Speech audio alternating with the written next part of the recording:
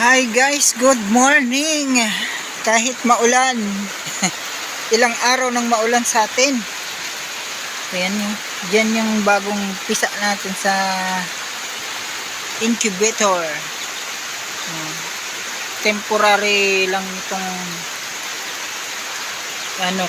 nilagay yung mga sisiw kasi yung dati kong incubator sinira ko para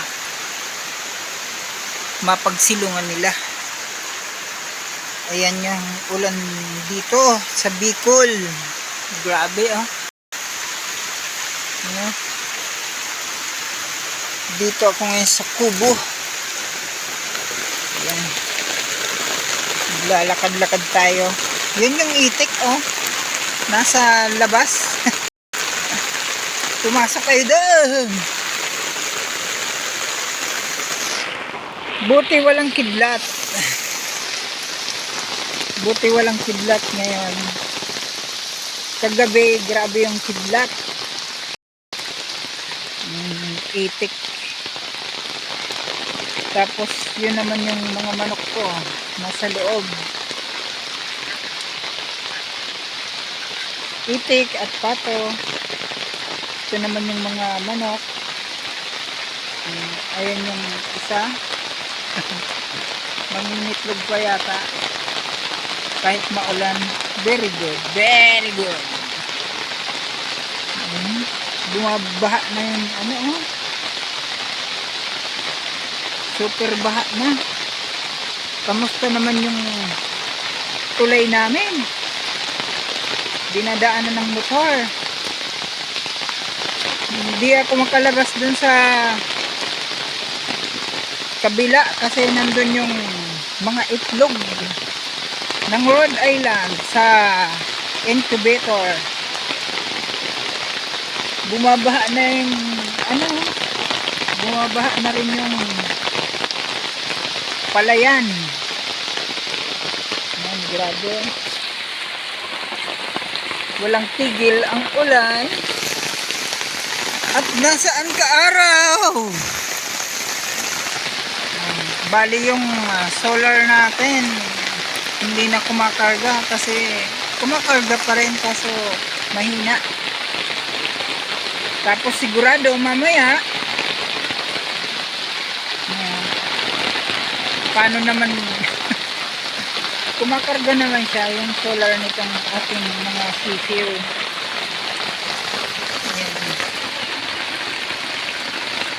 Ibaba ko nga to mga sisiw natin Rhode Island, mga Rhode Island. Baba ko muna to.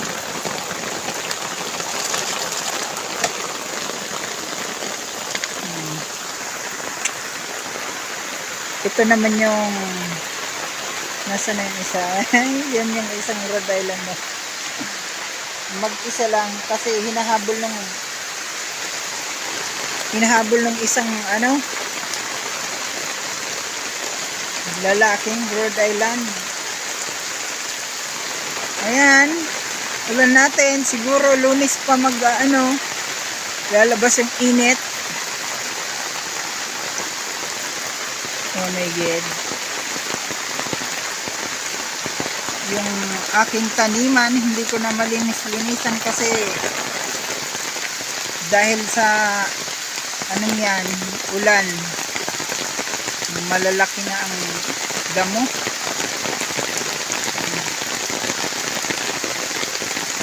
Yung ko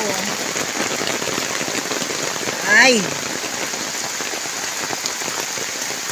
super ulan guys,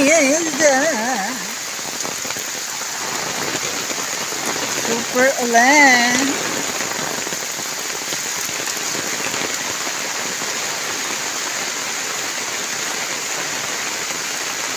Ayusin ko ito mamaya. Pinapasok na ako ng tubig. Ayan